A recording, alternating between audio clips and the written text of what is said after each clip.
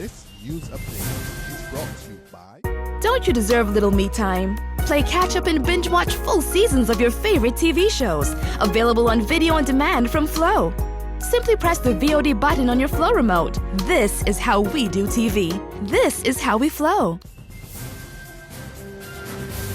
It's Friday, February the 12th, 2016, and this is your Barbados Today morning news update. I'm Emmanuel Joseph. Thanks for joining us.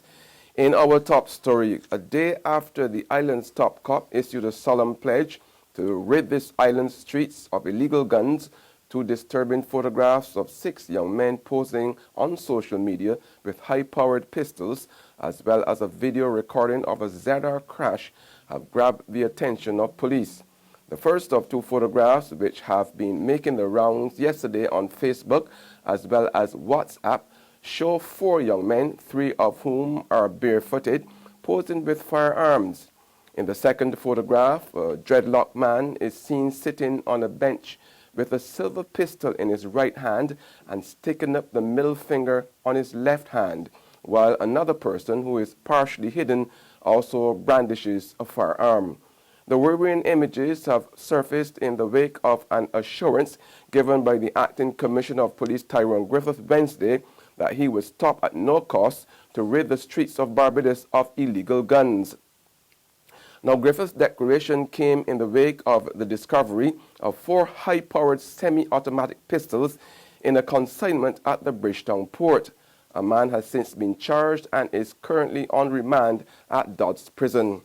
Police, meanwhile, have launched investigations into last Monday's accident in which 16 students of the Darrell Jordan Secondary School were among 18 passengers on a ZR that overturned at Bentham's in St. Lucie. The owner of one of this country's fast food outlets has described as nonsense the suggestion that obese Barbadians pay a fat tax. Ralph Busy Williams, the Barbados franchise holder of Burger King, also rubbished claims that such businesses were partly to blame for the high level of obesity among the local population. On Tuesday night, during a Ministry of Health organized town hall meeting, Director of the Chronic Disease Research Center at the University of the West Indies Cayfield campus, Dr. Alethea Samuels, joined in calls for government to tax the fat, while warning that the current level of obesity, especially among women, was out of control and placed an added strain on the public health care system. But Williams insisted that Burger King was the healthiest fast food business on the island. The Barbados Association of Medical Practitioners, BAMP, wants the government to scrap the current system of universal health care and only pay for those who can't afford to meet their own costs.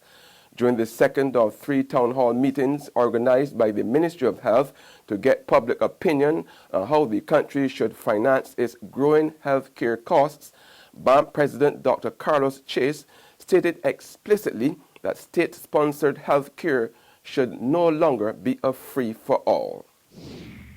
There will be no change, meanwhile, at any time soon in the discriminatory health care fees which the Queen Elizabeth Hospital charges CARICOM nationals.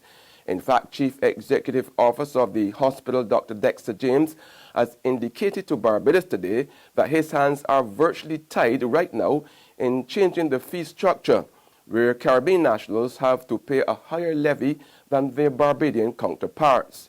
Only last week, trade policy researcher Kyan Skeet warned the Barbadian authorities that the country could end up before the Caribbean Court of Justice for breaching the provisions of the Treaty of Chaguaramas, which prohibit discrimination against CARICOM citizens because of their nationality.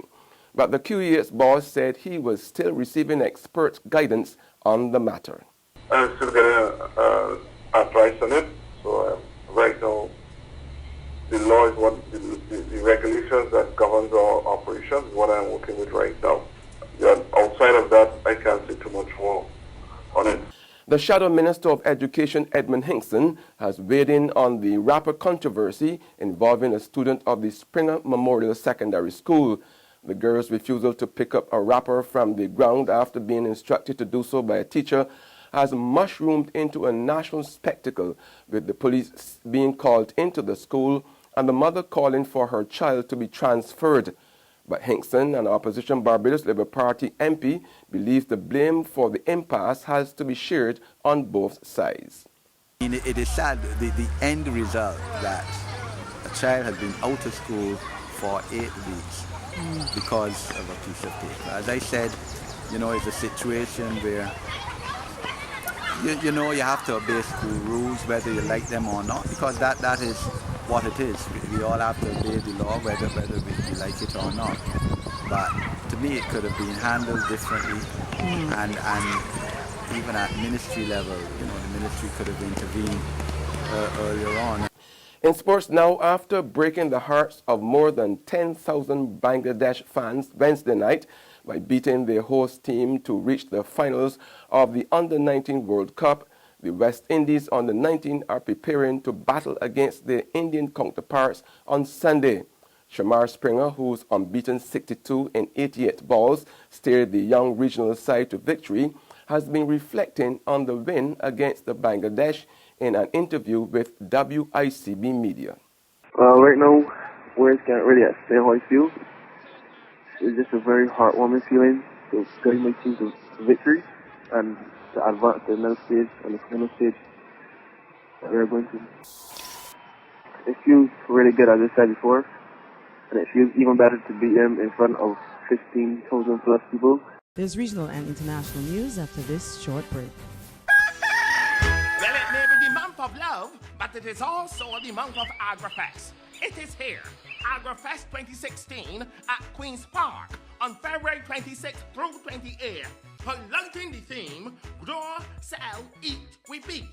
A humongous amount of attractions and activities for everybody. So don't Dixie doodle your physiog. I, Brother Daddy, will be there, along with my sheep, Dolly, Dootsy, and Dan. So come, let me celebrate the very best of agriculture in the Caribbean. I'm praying for my Caribbean gem that she will Barbados. Across these 166 square miles, in every parish, in every community, in every sector, in every home, in every sphere, you can find a gem, a Belgian gem. Celebrate their stories as we celebrate 50 years of independence.